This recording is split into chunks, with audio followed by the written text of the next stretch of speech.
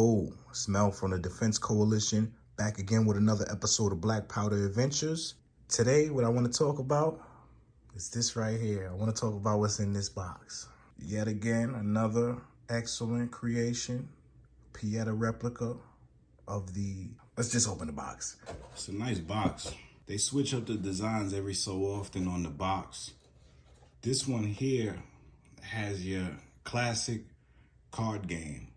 This is how they used to gamble way back then. I like it. A little bit of Italian representation here. Italian colors. This is their website. All right, y'all ready?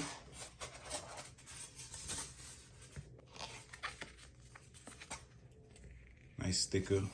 This is going right on the gun safe.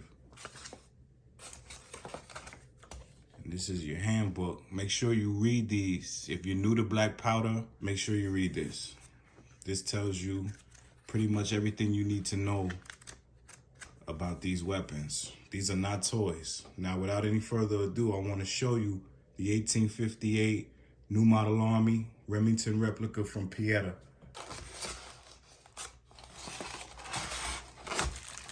As you can see, this is the brass model. And now when I take this plastic off of here, this thing is going to be covered in oil. Told you. Actually, this one isn't too bad. But yeah, there it is. This is the brass model. And these are normally cheaper than your steel frame. Okay, so I took a cloth and I wiped this thing down. It's not clean by any means. Look at that shine. It's beautiful. This is a beautiful piece right here. This is the 8-inch barrel. And technically, this right here, with this size barrel, is historically accurate.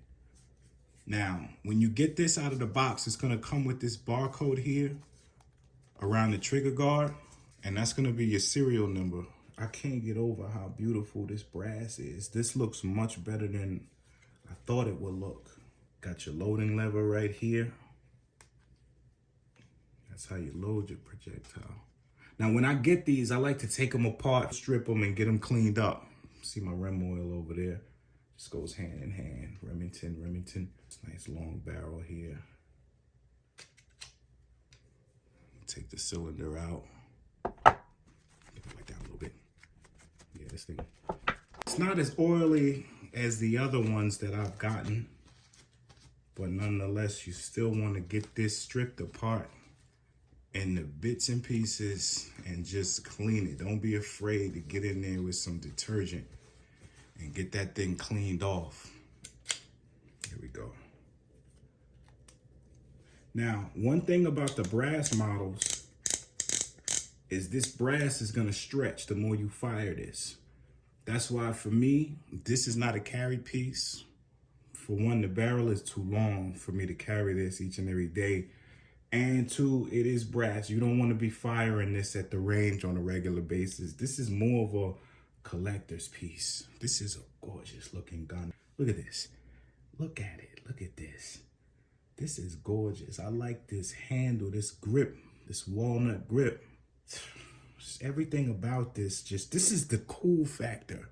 Everything about this is beautiful. Look at the back strap. I think I did a good thing here, for sure. Now, just a heads up and an FYI, when you take this apart, you're gonna have to do a couple things to make it perform as good as the 5.5-inch barrel Sheriff's model, which is the little brother to this. But this guy right here is the best Remington replica you can get, in my opinion, because the action is just so slick. Everything about it just performs flawlessly out of the box. This one right here is not gonna give you any problems. Your 8-inch barrel version, it's a little more stiff, however. The action's not as slick. With a CCI number 10 or a Remington number 10 percussion cap, you're not gonna get any cap jams out of these. None of that foolishness. That's why I prefer the Remington replicas over Colt. That's just me. I love the Colts, don't get me wrong, but we talked about that.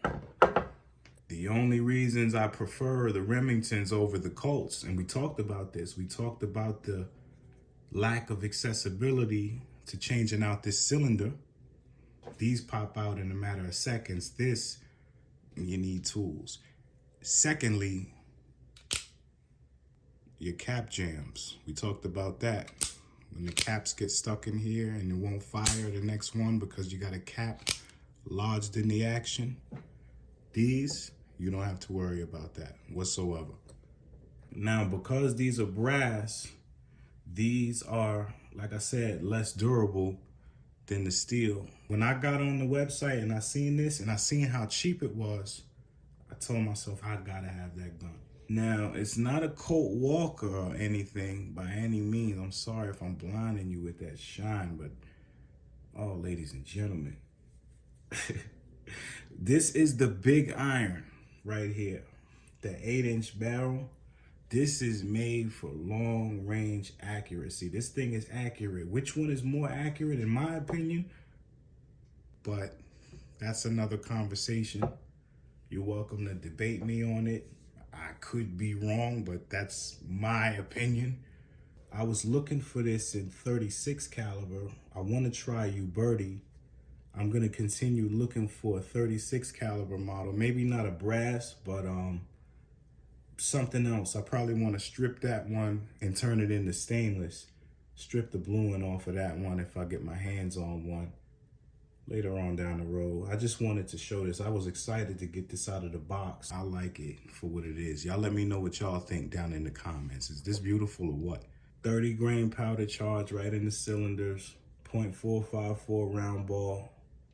And you can use boar butter, Crisco, or even a felt wad, and you're good to go.